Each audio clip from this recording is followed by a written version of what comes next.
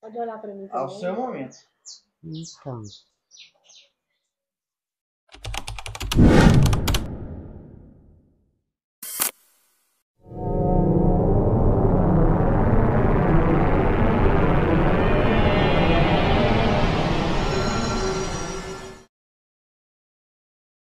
Então, quem que é Marta Carvalho? Meu Deus. Bem, Marta Carvalho, desde que eu me entendo por gente, eu sou uma pessoa extremamente determinada, desde criança. Eu nunca soube, por exemplo, chegar em algum lugar que alguém estivesse fazendo qualquer serviço e eu ficasse ali apenas olhando. Então, desde a minha infância, eu sou muito participativa em todas as situações, seja em momentos de dificuldades, nas alegrias, eu sempre queria participar. E assim, se eu parar para pensar, desde a minha infância, né, eu fui para a escola com 8 anos de idade. Na época era o que é o Colégio Osório, aquele primeiro pavilhão ali.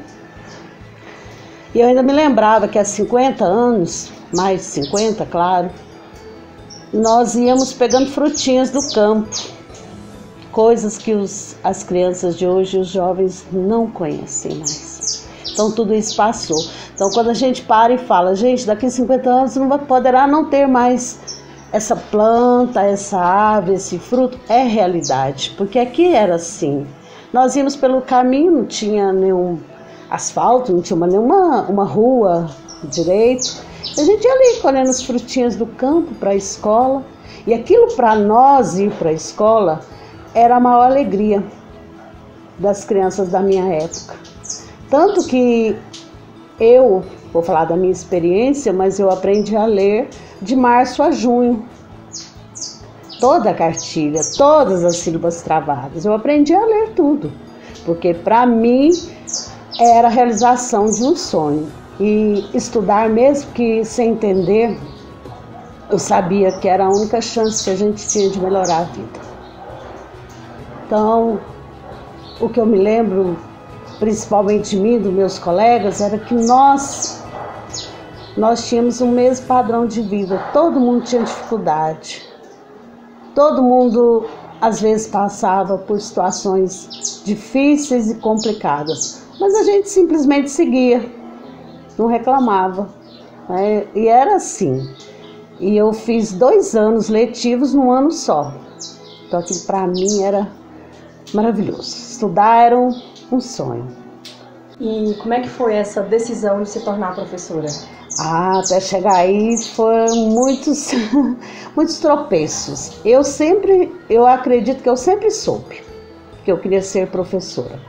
Tanto é que nós tivemos na época um curso na área da saúde. Era como se fosse um agente de saúde hoje, curso ofertado pelo governo federal. Eu e outros colegas, na época, bem adolescentes, fizemos o curso. A gente recebia um valorzinho, né, uma bolsa para esse curso. E eu ajudei, trabalhei, fui agente de saúde. E eu ainda me lembrava que nós fizemos, na época, fizemos um mutirão. Agora, pensa isso se hoje algum funcionário vai querer fazer uma fossa na casa da pessoa, né? Nós trabalhamos um tempo e até a dona Florips, uma época, me chamou. Eu deveria ter uns 16 anos, 17. E me deu a chave do posto de saúde, falou, vai lá trabalhar. E eu fui, né, animadinha. E a primeira criança que chegou para eu aplicar uma bezetacil, gente, eu apliquei. Mas no final do dia, esterilizei tudo, coloquei tudo no lugar, fechei o posto de saúde, fui lá e entreguei a chave. Aquilo doeu em mim, tanto que eu nunca esqueci. Então, naquele momento, eu vi que a saúde não era a minha área, porque eu iria adoecer. E quando nós concluímos a 8ª série, na época, poucos continuaram a estudar. Os pais não incentivavam, tudo era caro, tinha que dividir a despesa até para comprar um livro. Eu cheguei a comprar livro de sócia, eu e a Nelza, a professora Nelza, de história. Eu ficava deslumbrada com as imagens, com as histórias, com tudo. Então eu me lembro bem que nós compramos de sociedade um livro para estudar. E assim que a gente concluiu, pelo meu pai, não vou falar pela minha mãe não tinha voz ativa, minha mãe não falava. Então pelo meu pai, a gente já tinha concluído ali os estudos, estava ótimo. Mas eu nunca aceitei esse tipo de situação. E ali eu quis estudar, tanto que ele foi dirigir a Kombi. Ele tinha uma Kombi que levava os estudantes para Anápolis. Eu creio que devia ser caro. Porque eu ia assim, tipo, tá indo porque o pai é um motorista, né, tá levando. Não que meu pai não tivesse condição, meu pai tinha. Mas nada era pensar nesse tipo de situação, investir em educação. E eu fui a única que fui para a escola normal. A antiga escola, aquela escola era uma escola dos sonhos. Era uma escola só para meninas. Então, nós fazíamos o magistério e logo foi construída aquela escola em anexo para o estágio.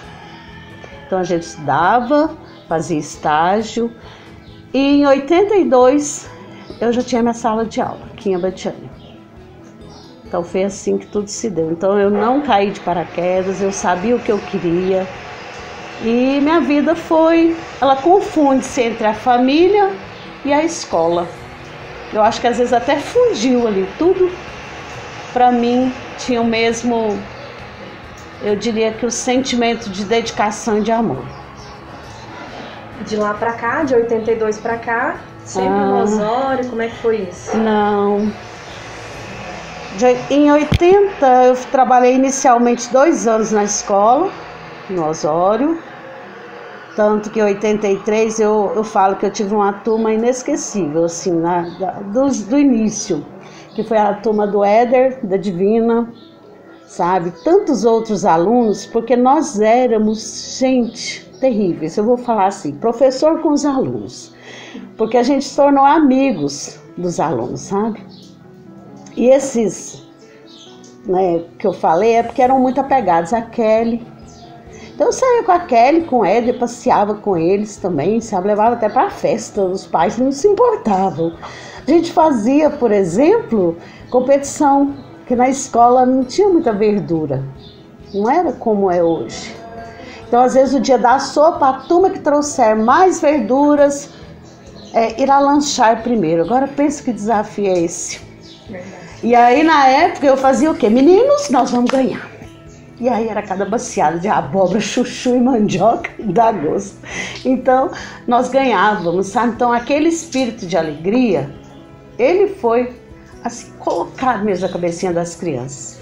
Ainda me lembro como hoje sentar assim no final da aula e contar a história, ler as histórias para eles de Robson Crusoe, de aventuras e também de cantar Roberto Carlos. A gente cantava muito. E em 84 eu me mudei para Anápolis, já tinha casado, casei aos 20. Trabalhei em 2 escolas em Anápolis, até 91. 91 eu saí da educação por motivos particulares, mudei para Ribeirão Preto, para Belo Horizonte. E final de 94 eu retorno para Abadiânia. E daqui eu não saio mais, porque aqui é a minha cidade, né? De lá para cá eu fiz um novo concurso, né? Graças a Deus fui aprovada. E é a rotina que todo mundo conhece. Trabalhando 60 horas, cuidando dos filhos, mas eu nunca admiti na minha vida, não digo ser derrotada, mas passar por uma dificuldade e ficar morando na dificuldade. Vitimismo nunca fez parte da minha vida. Não quer dizer que eu não tenha sofrido, não, já passei por tanta dor, só eu sei. Mas eu preferia sempre olhar pelo lado positivo. O que eu posso aprender disso aí? Então eu sempre me levantei, né? Pé na estrada que a vida segue. E foi assim que eu toquei a minha vida, de lá para cá. Algumas coisas foram muito importantes, muito mesmo. Nascimento dos filhos, dos netos, né? É sempre para mim um grande marco, sabe? Cada um tem uma importância imensa na minha vida. Cada conquista, coisas muito tristes aconteceram de lá para cá, né? Algumas ficaram muito marcadas, por exemplo, quando em 2009, período de finalizando as férias, quando houve o acidente da Longuinha, aquilo para mim marcou demais a minha vida, porque a gente era muito amiga, e amigo da família também. Então ali foi um ano terrível. 2009 vai ficar marcado, porque além da perda, quando foi em outubro, eu também tenho um diagnóstico de câncer, né? Para alguns, nós já era o diagnóstico de morte, mas para mim, na hora que o médico falou, ele falou assim, tão claramente, ele era muito objetivo, ele falou, a senhora vai passar por isso, por esse tratamento, vai cair cabelo. Eu olhei para ele e pensei, meu Deus, o que é isso? Na hora até chorei, sabe? Meus lágrimas, mas eu saí dali e já pensei, ué, meu Deus, então vamos agir. O que é para fazer? Então vamos fazer. Mas primeiramente eu falei, não, vamos concluir o ano letivo. Era final do ano. Resolvi concluir os diários que estavam por concluir, né? A aula da saudade, e participei da formatura. Aí fui para a cirurgia. Fiz a cirurgia e final de dezembro, eu ainda fico pensando da minha inocência. Gente, como eu era boba. Fiz cirurgia na sexta-feira. Eu achei que eu saía do hospital até na segunda. Aí eu tinha um dentista marcado para segunda à tarde. Gente, quando eu penso nisso, não tem lógica. Eu pensei, eu saio de lá, aproveito a viagem, passo lá na dentista já, que é rapidinho, e venho para casa. Gente, na segunda eu tava tomando sangue. E aquele hospital foi me dando desespero, porque eu não saía de lá. E eu tava nervosa já, sabe? Fiquei até a quinta à tarde, era véspera de Natal. Acho que foi o primeiro Natal que não tivemos nada da família, né? Porque eu estava de cama, de repouso. Mas tudo transcorreu na maior paz, graças a Deus. Quando foi em janeiro, eu iniciei o período de quimioterapia. E eu me lembro que eu falei, eu vou iniciar antes das aulas começar para eu ver qual é a reação que eu vou ter. Normal, né, gente? Eu, graças a Deus, fiz.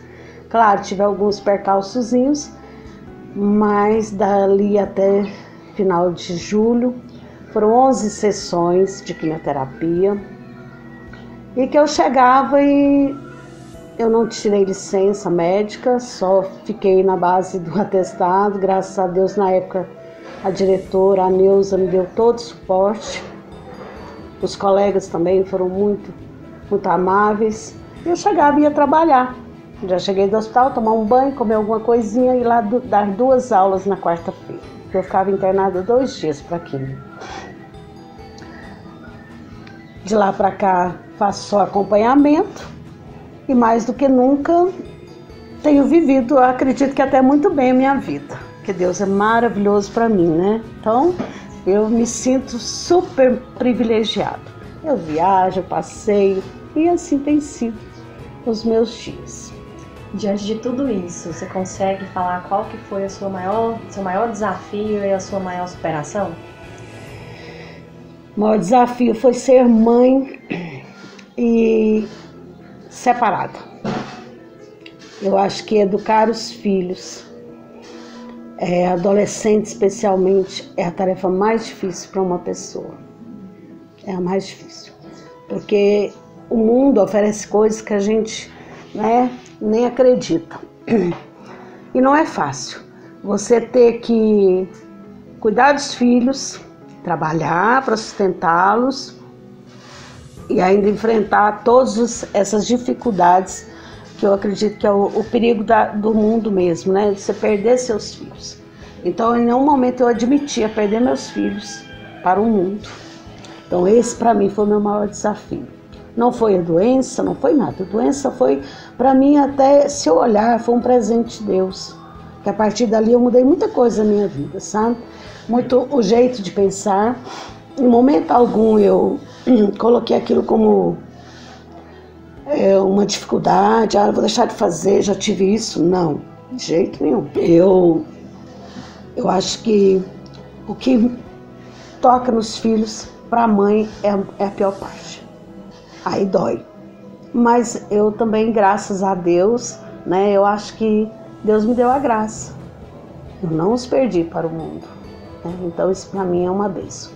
Tá todo mundo lutando, porque a vida é uma luta, mas aquele momento em que eu precisava estar à frente, ser firme, eu acho que eu consegui, sabe? Então isso para mim é uma grande vitória.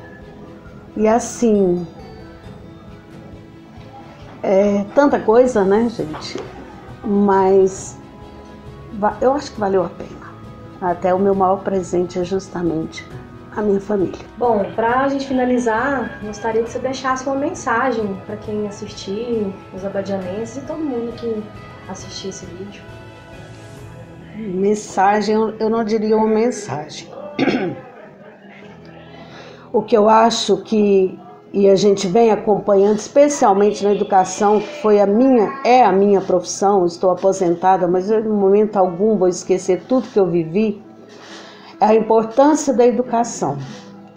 A educação, ela realmente transforma a vida das pessoas. E não somente ali naquele momento, que muita gente acha que é só hoje que importa. Gente, a idade passa rápido demais. Hoje, às vezes, quando eu olho, nossa, meu Deus, estou com 61 anos, estou aposentada. Mas a minha cabeça não envelheceu. Não sei como, né? Tudo é complicado. Mas, assim, os sonhos, eles não podem parar. Você tem que continuar pensando. E a educação, ela é a mola propulsora para que você consiga realizar seus sonhos. Hoje, olhando para trás, por exemplo, na minha infância, quão difícil foi. Pelo meu pai, eu teria parado lá no quarta série antigamente, né? Não, eu briguei, eu quis fazer. Eu fui para o 5º ano, numa época que tinha que fazer um exame de admissão, não tinha escola para todo mundo. Então, se eu naquele momento parasse de estudar, nada iria acontecer nem aos meus pais, nem a mim, provavelmente, né? Eu estaria vivendo aquilo que a maioria vivia. Mas eu nunca me conformei com isso. Então, a escola foi o que me deu o meu sustento para mim, para minha casa. E mesmo pouco, nunca faltou nada, graças a Deus. E assim, eu falo de luxo, daquilo que a gente realmente precisa ter, nunca faltou. E, na verdade, depois disso, eu fui para a faculdade. Na época, eu fui uma das aprovadas para o curso de pedagogia. E era tão valorizada a Bernardo Saião, que hoje é a Univangélica. E aí, o que acontece? Na época, eu parei no 3º ano. Eram 4 anos, muito puxado. Parei no 3º porque o meu salário de professora não dava para pagar. E mesmo assim, depois que eu retornei para a educação, né, aliás, eu fiquei afastada 3 anos. Eu fiz curso de letras no EG, passei em primeiro lugar na época, no processo seletivo. Estudei para valer mesmo, amei. Fiz pós e continuo sendo uma leitora. Hoje, mais do que nunca, faço parte do movimento Mães que Oram pelos Filhos, que para mim é um resgate, tem sido assim o meu trabalho. A igreja tem sido hoje o meu trabalho, né? Ele compete por igual com as demais atividades, ou mais. Então, continuo sendo muito leitora, muito ativa. E o que eu acho que muita gente às vezes não tem noção e deixa passar é o fato de não valorizar a educação. A educação é o que vai te mover, é o que vai transformar o seu futuro. E quando falo em futuro, eu estou me referindo a toda a família. Então, uma sociedade, ela pode sim mudar através da educação daqueles que vestem a camisa. Porque se eu preciso de um bom médico, eu não vou querer ir num médico que não estudou direito, né? Que às vezes teve ali uma participação fraca nas aulas, eu vou querer ir num especialista. Então, isso em todas as áreas profissionais. Então, estudar, dedicar-se àquilo que faz é papel primordial para a transformação pessoal e social. Bom, então quero agradecer por esse bate-papo, esse café da manhã. Dizer também que você sempre foi uma inspiração para mim quando fala dessa parte de leitura, eu sei que lá em 2006, que foi o ano que eu te encontrei como professora, foi fundamental. Eu já tinha uma experiência de leitura em casa, porque minha mãe também é uma leitura assídua, mas foi ali em 2006 que eu comecei, além de ler mais, ter outro tipo de leitura de outros gêneros, eu comecei a desenvolver escrita. Foi através das suas aulas que despertou esse interesse também pela língua portuguesa. E eu sou muito sua fã de cartolina, não é nem de carteirinha. Então, queria agradecer por participar conosco desse episódio. E você é uma mulher de força, de coragem, muito guerreira, qual eu admiro muito. Eu só tenho a agradecer e dizer para você também, Camila, que você sabe que o amor que eu tenho por você, porque deixou de ser apenas aluna, agora afilhada, amiga, companheira de tantas já de décadas. E também, assim, para um professor, gente, quando ele olha para os ex-alunos e os vê ali exercendo tantos papéis na sociedade, é como você plantar um jardim e ver florescer. Então é uma alegria que não tem medidas. Então, para mim, isso é a realização. Então, eu sou realizada, sim, como professora, quando olho para vocês.